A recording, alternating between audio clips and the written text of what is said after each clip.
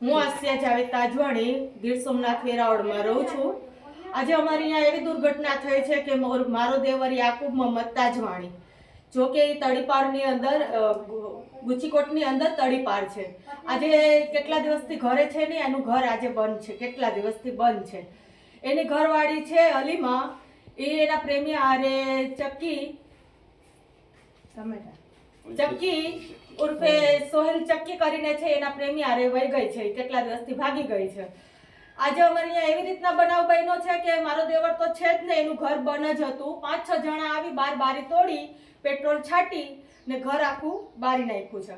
જ્યારે ત્યારે એ લોકોનો એટલો ત્રાસ છે કે જ્યારે ત્યારે તલવાર ચાકુ લઈને ઘરે આવે, ધમકાવે, અમારી લેડીઝોને અમને મારી નાખવાની ધમકીઓ આપે છે, અમને લેડીઝોને ગાળું બોલે છે, અમારા છોકરાઓને ખુલ્લેઆમ ધમકીઓ આપે છે।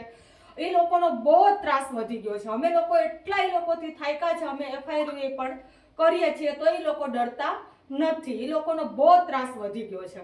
એ લોકો જ્યારે મન પડે ત્યારે ખુલ્લેઆમ આવીને ખુલ્લેઆમ આતંક મચાવે છે। એ લોકો અમારા છોકરા નાના નાના ભણવા જાય, કહેવાય કે આમ જાત્યા મામા કાકાની ત્યાં જાતા હોય, ક્યાંય ત્યાં જાતા હોય તે લોકોને રસ્તામાં પકડીને પણ ધમકીઓ આપે, ફોન ઉપર ધમકીઓ આપે, ઇન્સ્ટા ઉપર ધમકીઓ આપે। એ લોકોનો બહુ ત્રાસ વધી ગયો છે। અમારા ઘરે આજે અમારા 3 છે જો માણસ, મારો જો હસબન્ડ છે જાવેદ મોહમ્મદ તાજવાણી, મારો દેવર છે અયુબ મોહમ્મદ તાજવાણી ને યાકુબ મોહમ્મદ તાજવાણી, ત્રણેય તડીપાર છે। એ લોકો તડીપાર છે, અમે ઘરે લેડીઝ છીએ। અમારા જો બીજા દેવર છે, મારા 6 દેવરમાંથી 3 તડીપાર છે, 3 બીજા છે એ રિક્ષાઓ હલાવે છે। એ લોકો એના ધંધા ઉપર હોય છે, અમે લેડીઝો ઘરે હોય છે, અમારા નાના નાના બચ્ચા ઘરે હોય છે। એ લોકો ઘરે આવીને આતંક મચાવી જાય છે। આજે તમે જોવું જોઈએ કે ઘરની કેવી હાલત કરી છે। એ લોકો બારીને વયા ગયા, આવી રીતના કર્યા। કાલ લોકો અમારા ઉપર પણ આવી રીતના જાણ હુમલો કરે તો અમારું શું થાય? આવી રીતના ઘર બારી નાખ્યું છે। કાલ સવારે અમારા ઉપર પણ હમણાં અમારા ઉપર જાનનો ખતરો છે।